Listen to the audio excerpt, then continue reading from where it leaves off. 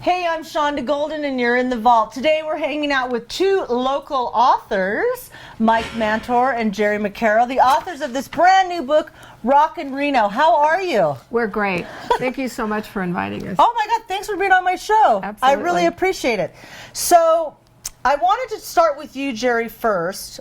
First of all, this book is excellent. If you love the Reno music scene as much as I do, obviously, right?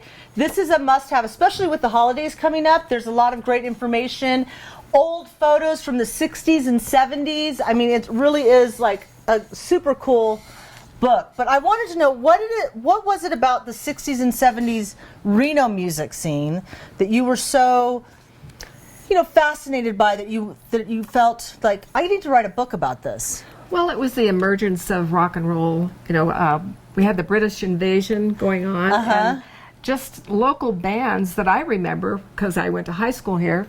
Mike and I are the same age. We graduated from high school the same year. So I was very familiar with a lot of the bands, and I've known Mike for 6 years now, and he kept telling me stories, and I just kept saying, let's write a book. So finally he gave in, and that's what we did. Oh, wonderful. Yeah. So I wanted to ask you, Mike, what did you leave out? Just kidding. I'm just kidding. No, please don't tell us. Okay. Stories not suitable for a mixed audience. Most of you know, I'll hear, we're going to put this on Facebook, but you know Mike Manor, he's a rascal. So how long did it take you to put together these interviews? Because there's 204 pages in here. It's a lot of really good content with photos. I mean, how were you able to gather all that? Well, I started playing in my first band in Reno in 1963. And over the years, I saved a lot of stuff. I had scrapbooks, posters, stuff, newspaper clippings, things that I'd put away. Right. And realistically, probably could have done a book just with what I already had on hand. But when we started talking about it, and I started calling some of my old bandmates and buddies, I've got this, I've got that. So then it started fattening up. So the book would have still happened, but it would have been a lot skinnier. Okay.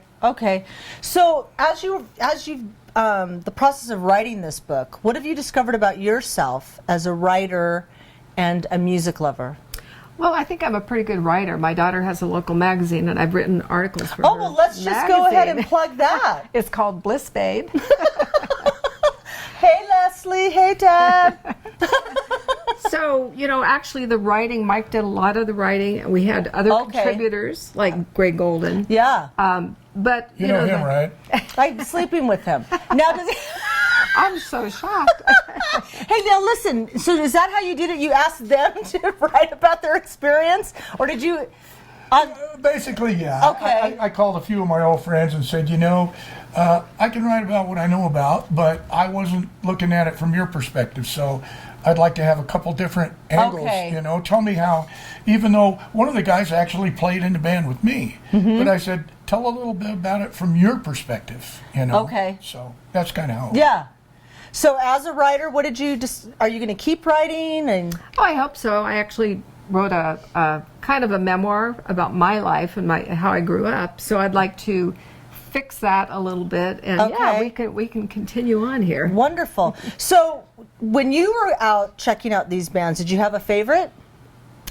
I was really shy, but I do remember the bands that Mike was in, Oh, the really? Jesters and the Just Us Fives. I was too shy to go to a lot of the dances, Okay. but I did go to one of them at Nice. Just a little groupie girl. Yeah, right. at the National Guard Armory. I'm sure people are going to relate to that. Very cool. Now, where can people get the book? Well, right here at Bazaar Guitar. Okay. We also have them at the Sundance bookstore.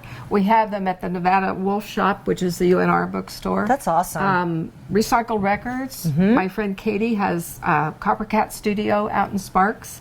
Yeah, there's lots of places. Okay, and then on Amazon. On Amazon. Always Okay. on Amazon. Perfect, perfect. Well, I have to tell you, this book is great. I loved reading like all the old stories. Of course, I read my husband's story, but I mean, just like Star Donaldson, just all these people, and the late Chuck Ruff. There's just so much great history in here, and funny stories, and really cool old flyer artwork. That, I mean, this is a really cool book, and what a great way to, give your love back to these artists and musicians that have given back to us so much. I just think we this were is really afraid the wonderful. stories would be lost with time. And then we had kind of a sense of urgency because one of our friends, Steve Schweitzer, who contributed to the book, passed away during this process. Yeah. So we thought, well, gosh, we should get this done. Right. Wonderful. Well, thank you both for your time. Oh, this has been and awesome. much Thank continued you. success. Buy this book. Don't By Rock steal in it. Reno. Buy this book. All right. See you later. Bye-bye.